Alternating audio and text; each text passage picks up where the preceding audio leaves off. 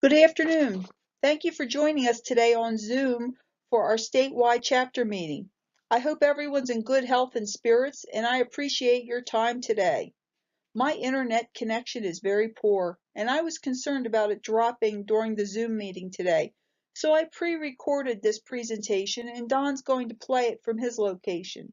I'll be live on the final PowerPoint, which is much shorter and will be at the end of our meeting. I am Maria Tellier, Assistant State Director for Mufon's New Mexico chapter and the State Section Director for Doña Ana and Otero counties. I live in Alamogordo, very near to Holloman Air Force Base, where I work. I came to New Mexico from Connecticut, where I had been a Mufon field investigator since 2012. Some of you may know me from New Mexico's Mufon Facebook pages. I hope that you saw the meeting notice there. I really worked hard at trying to get it out there so everyone knew what was going on. I work hard at trying to keep things relevant to New Mexico by posting historical events like today's anniversary of the 1964 Socorro incident and also current events. I try to post whenever there's a launch from Spaceport or anything that's happening over at White Sands I might get wind of. There's a lot of MUFON organizational updates and notices, TV shows, documentaries that I think might be interesting or relevant, and I try to keep them out there.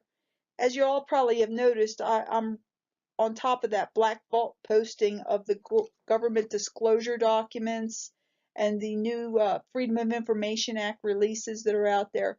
There's a lot of action out there right now, and it's exciting times for people like us with interest in this phenomenon. Before we start the rest of the presentation, I want to remind everyone that everything submitted to MUFON is confidential, and we will not divulge your personal information without your written permission to do so. So today I'm going to review the last 20 years of reports submitted by the public to MUFON for investigation. All of these events, as we refer to them, happened in New Mexico. Mufon uses a web-based database that you'll hear me refer to as CMS. This just stands for Case Management System. In 2006, Mufon started using an automated system we call the CMS for logging cases reported on Mufon's website by a witness. It's gone through several transformations and updates along the way. The CMS enables a witness to report something that happened to them recently or in the past, which we call historical events, and even events that are informational only in nature, such as maybe they didn't witness the event themselves at all, or they just are reporting on what they heard or something they saw on the internet. These events could be anything from lights in the sky to possible alien interactions. There were 1,135 New Mexico cases reported over the last 20 years to MUFON. I've summarized them here by county. The number listed is based on the total cases that occurred in that county, not by the witness's address or the location at the time of the report. Bernalillo, having the largest population in the state, also has the largest event count of 321. I searched the CMS for New Mexico cases, and I downloaded them all into Excel spreadsheets and I cleaned them up. There were a lot of spelling errors, and a lot of incorrect county affiliations. We do get reports from out-of-state visitors who come to and saw something while they were into New Mexico. They go back to their home state and then they report it to MUFON. But the fact that the event happened in New Mexico, it now comes over to become a New Mexico case, and we are the ones that will be in charge of the investigation of it. Once I've got all that data in there and cleaned it up, I started sorting it and querying it, and I got the results that I'm going to show to you today during this presentation.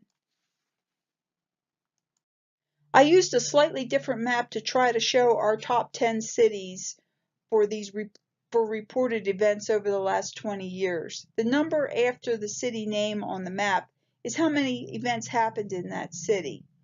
I wanted to draw to your attention that Bernalillo County, as we saw in the last slide, had 321 events. Of those 321 events, 258 of them happened in Albuquerque. So let me continue with the presentation by trying to explain the process of reporting cases to Mufon for investigation. Someone sees something that they feel maybe is not a normal occurrence, maybe a light or an object in the sky not behaving the way you think it should. After you decide you're going to do something, you may decide that you're going to file a Mufon report. You can either Google Mufon or you can just go to our webpage, which is www.mufon.com. Here's the opening page of Mufon's website on the left-hand side. It's not very snazzy. There's two locations on this first page where you can start a sighting report. I've put red arrows to help you find it at the very top because there is extremely small text that says Report UFO. And then midway down the right side of the page, you'll see a little box that says Report your UFO observation, and you're to select that little report box that's there. On the right-hand side of this graphic, on the next page, there's a warning screen. It's regarding the Starlink satellites or the Vandenberg rocket launches, because we've been getting a lot of reported cases that are really just these objects. As an example, in 2020, 20% of all New Mexico reports ended up being identified as Starlink satellites. All light reports, when we receive them, are checked to see if they correspond with Starlink flight patterns in the visible areas of the event. The website Heavens Above is excellent at charting and recording the flight paths of the Starlink and all satellites. In June of 2020, SpaceX actually had to dim the Starlink satellites with a solar shade due to the complaints they were getting of ruining the night sky, which I agree. I am going to present more regarding Starlink in the next presentation at the end of our meeting today, so you can see how drastically it has affected Mufon's reporting. Continuing with the report on page 3, you select what type of event you're reporting, an abduction, a UFO sighting, or an entity seen. This will determine the line of questioning that will come up on the next few pages. Page 4 on the right-hand side there, you'll see it starts just with a selection of questioning that are pertinent to the type of event that you're reporting. You can submit as much or as little as you want, but more is always better. Once the event is submitted, it becomes a case for the state chapter that the event occurred in. It's issued a case number and it's emailed to the state director and assistant state director for Mufon, where the field investigator is then assigned by the state director. Then the investigation process begins. Pending the case classification will determine how quickly the field investigator responds and starts the case. This is just a little graphic we use. It's called the Valet classification system. Mufon has to classify the event, and they grade the case. This chart determines how quickly a field investigator responds to the witness. I always say the higher the category number, the hotter the case.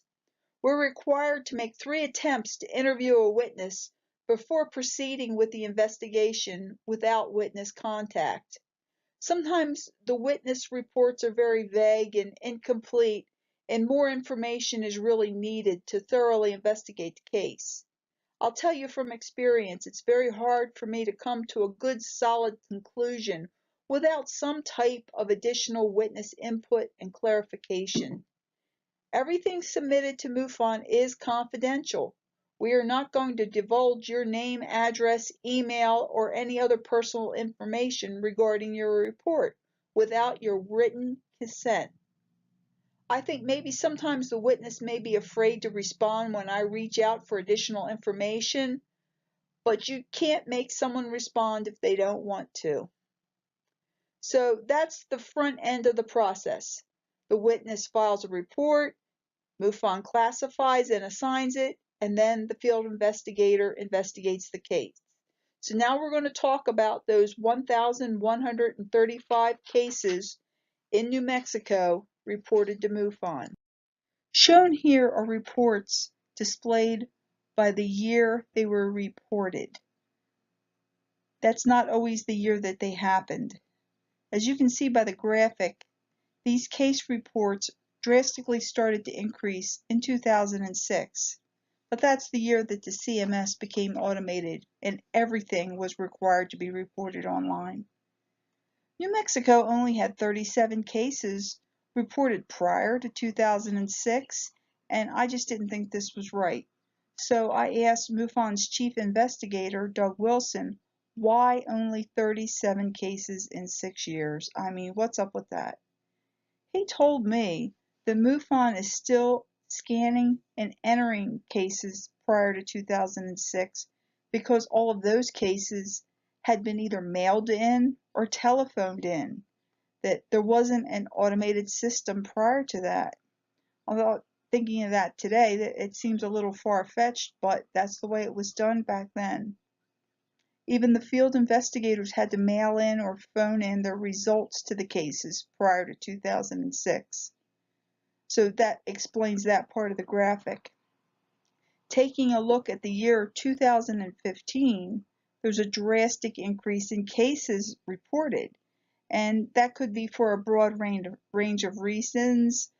People's internet speeds began to increase and people started doing more things online. Mufon had a television show that ran in 2014 and 2015 called Hangar One.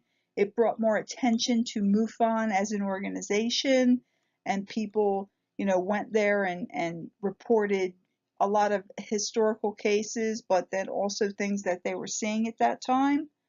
Also, our History Channel has a show, Ancient Aliens. I'm sure we've all watched, and it made discussing UFOs and aliens more mainstream and an acceptable topic of discussion. Ancient Aliens started in 2009 and has increased every year since. And, so I took all that into consideration, but then I also looked at the CMS data in those spreadsheets, and I decided to look at the other southwestern states all around New Mexico to see if there could be some correlation, or maybe the same thing happened in 2015 and it would enlighten the reason why New Mexico had so many cases in 2015. In looking at the 5 southwestern states of New Mexico, Arizona, Colorado, Texas, and Utah, I came up with a case count of 1,280 cases. Texas leads the case count with 512 in the year of 2015. I broke the data down a little further by month, and as you can see from this graphic, May, June, and July are the top months. That purple silvery area you see on the graphic is just a highlight to show that the average case count per month is between 10 and 30 cases for all states. I investigated a little further to try to see if there had been a special event or a weather event or a news event or something in the internet that may have sparked an influx of all the reports in the area. And I looked at all these cases, and they weren't reporting the same thing in each state. They were all pretty unique. But the things that were kind of happening that year were in March, the Falcon 9 launched from Vandenberg, California, in California. In May, there was a launch from Cape Canaveral of the Atlas rocket X-37B. At the time, it was described as the Mystery Mission. A lot of people had interest in that, but now we know it was just an Air Force orbital test vehicle, which is still up there and being tracked. In June and October, there was a double planet conjunction that was visible in the western state skies. That was of the planets Venus and Jupiter. And then in September, there was a blood lunar eclipse.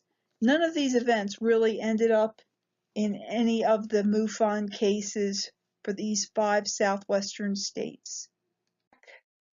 I went back to New Mexico cases and looked at them again. And I wanted to look a little closer at those 133 cases from 2015. Of those cases, only 94 of the events had actually happened in 2015. The other were from years prior, again, what we categorized as historical events. There were 39 of those type of cases. I also looked at another UFO reporting site, NORFARC, the National UFO Reporting Center, www.nuforc.org. I wanted to see how many cases they had in 2015, and they had 77 of them from New Mexico. NORFARC is not part of Mufon. It's an organization that is dedicated to the collection and dissemination of objective UFO data. They man a 24-hour hotline that's been in service continuously since 1974, and all their reports are available to the public online. Like MUFON, they're a confidential reporting agency, but you can put 2 and 2 together and sometimes figure out that the same event has been reported on both sites. I always check this site when I have a case to see if my witness also reported it to NORFARC and see if they reported the same information, if the story varies from time to time. I found this event that was not reported to MUFON but was reported on NORFARC and another website that is an excellent example of evidence from an outside source supporting a witness's testimony. And I'm going to just briefly show that case here right in the middle of my presentation to prove my point. An eyewitness called in a report to NORFARC in June of 2015 from Alto, New Mexico.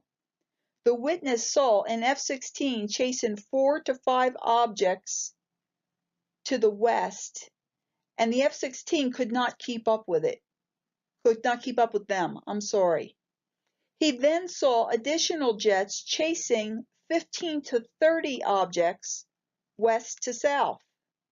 This activity was viewed from his front porch for 30 to 40 minutes until the jets and the objects disappeared to the north and he could not see them anymore. The objects were described as brightly lighted objects.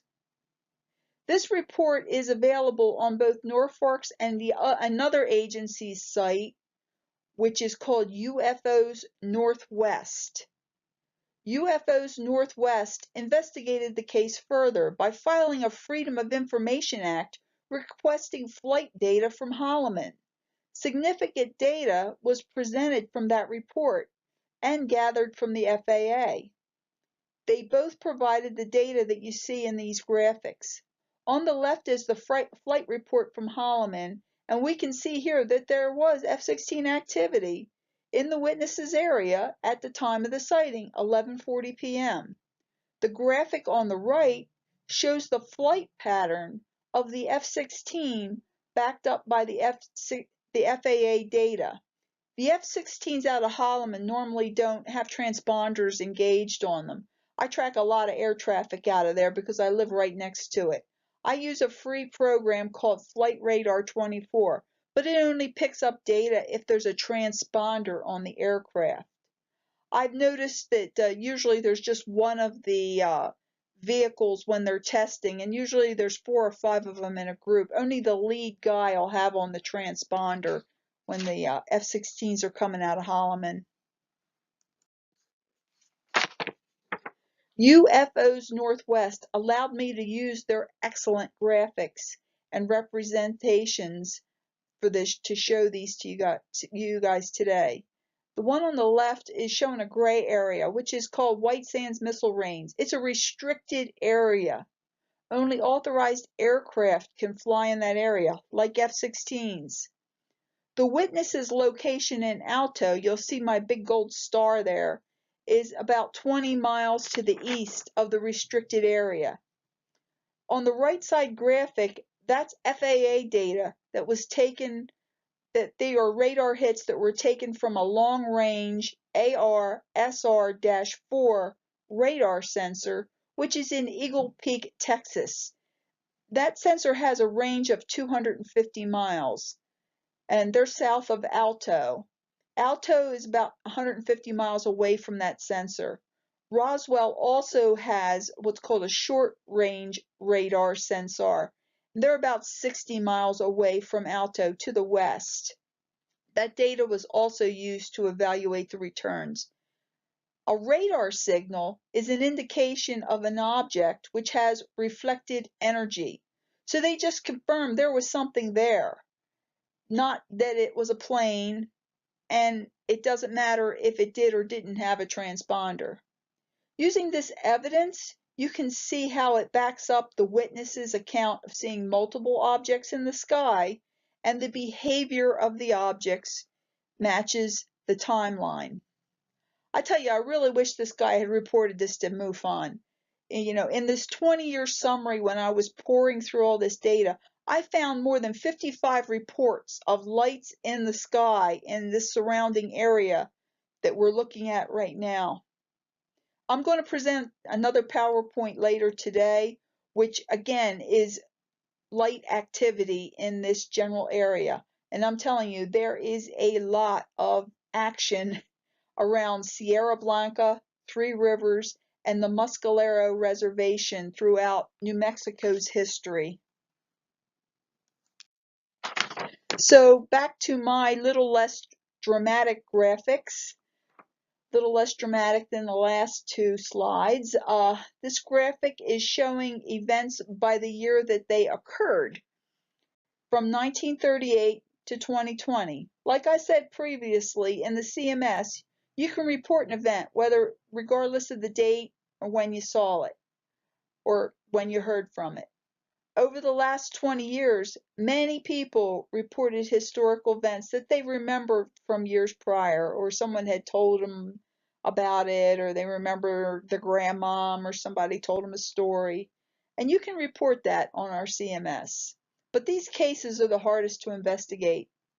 And usually all you can do is web searches for old newspaper reports or police accounts, and they're few and far in between. Also, these type of cases, it's hardest to get the witness to respond back to you when you ask them about it. It seems, I don't know why, they report the cases and they just do not want to follow up with you. I end a lot of these cases myself as information only and insufficient data because I just can't go any further with them. I put a red line here on the graph to show reported events that were reported as they occurred versus something that happened in a witness's past. You can see after Mufon made reporting automated, these cases jumped dramatically. On this graphic, I'm showing some of the more famous New Mexico cases and events from our famous historical history. In July of 1945, the Trinity atomic bomb blast is the little black arrow. July 1947, the Roswell incident is the light green, followed the next year by, in March of 1948, the Aztec crash. And in 1964, the Socorro, and a few days later, the Holloman incident are the aqua-colored arrow there in the middle. April 24th, today, is the anniversary of the Socorro incident. Don has reported to us on many occasions about this and the Holloman event. The Socorro incident was what they call the straw that broke the camel's back, so to say. Dr. Alan Hynek was a skeptic and was turned to a believer after investigating this case for the Air Force He was their lead investigator for Project Blue Book. There was recently a television show, Project Blue Book, which I know a lot of us watched, and Dr. Hynek was represented there. So as we move closer to government disclosure, I am anxiously awaiting more information about these two events. And also you can see here, March of 1980, the shuttle Columbia landed at White Sands. It's the darker blue arrow. So here in the last part of our presentation, we're going to talk about how cases are closed. Speculation or guessing is not acceptable for coming to a final disposition for a Mufon case. Mufon expects all field investigators to apply the scientific method to our investigative process. We establish a hypothesis, and then we set out to prove or disprove the hypothesis, coming to a final disposition. Mufon gives us these choices for our final dispositions when reporting our cases and closing them. Within 90 days from being assigned, we're expected to close our case. In the Mufon organization, the majority of all cases reported have a final disposition of IFO. Either it's an identifiable object, a natural phenomenon, or a man-made object. So a little more about the criteria for choosing a disposition. Unknowns are just that, they're unknown. We do our work, we try to prove our theories, we follow our evidence, but at the end we just can't get to the bottom of it. And if we're 90% certain, we just close it as an unknown. Far too many cases are closed as unknowns. IFOs, don't we certainly have an abundance of these here in this state.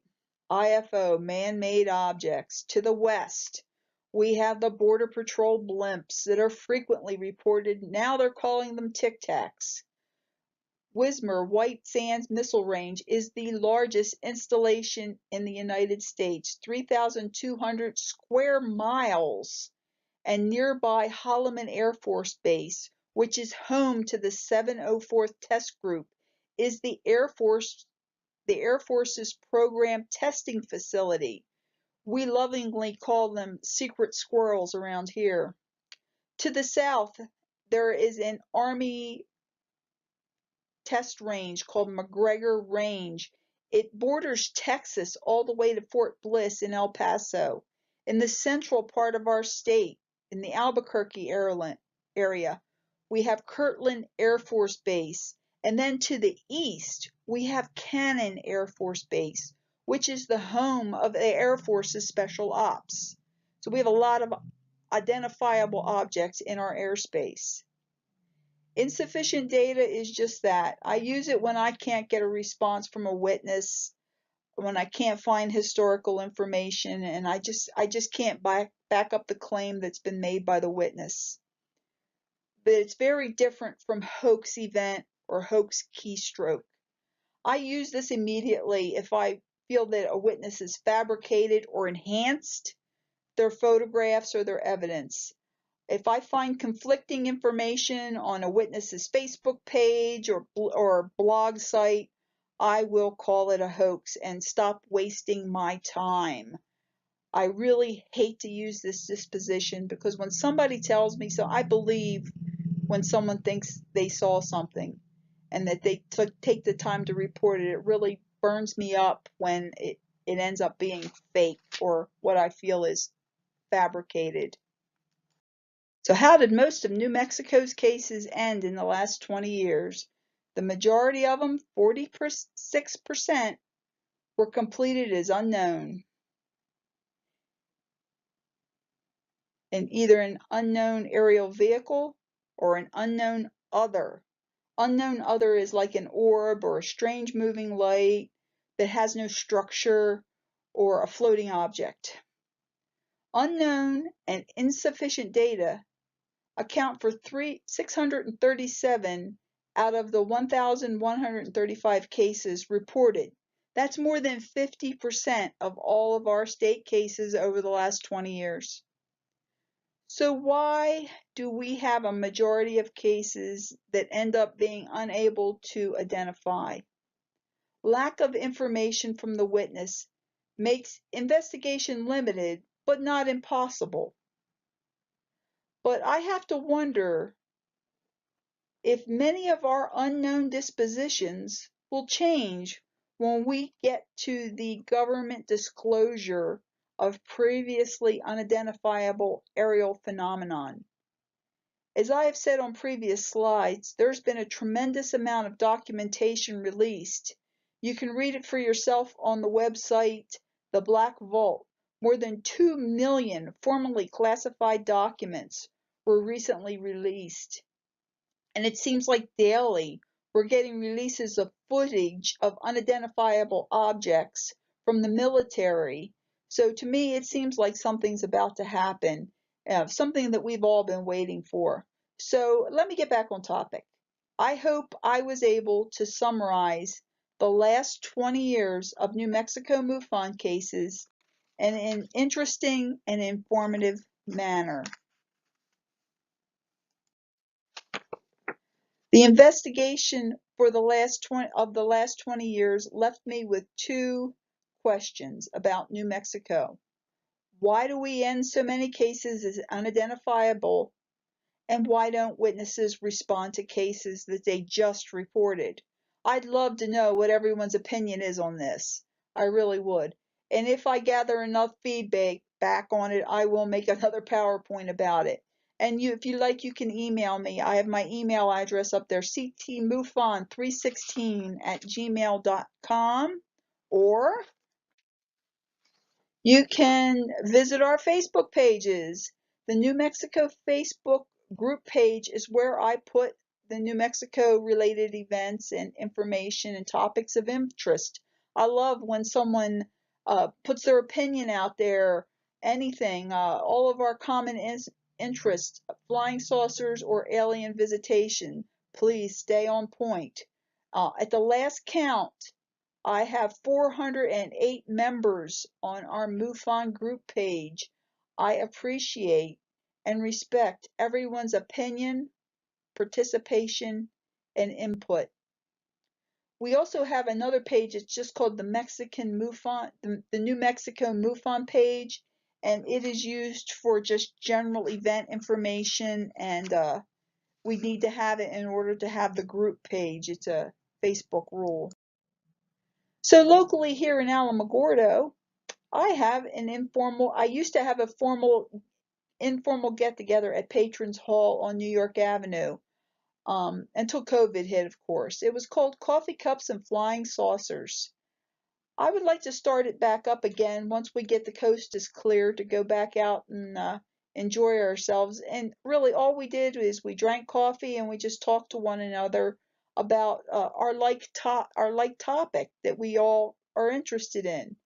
I remember when I was back in Connecticut, one of the members used to go to senior centers, and he'd give a little presentation about MUFON and what MUFON is, and then they would just sit around and they would talk. And he would come back with stories and information that none of us had ever heard of before. There's a rich history in Alamogordo and in all of New Mexico regarding aerial phenomenon, as they like to refer to it now. There's a lot of unknown objects in our skies, and we love to talk about it with each other. So again, I want to thank you for your time today. We appreciate your interest in aerial phenomenon, known and unknown, and thank you all for your interest in MUFON.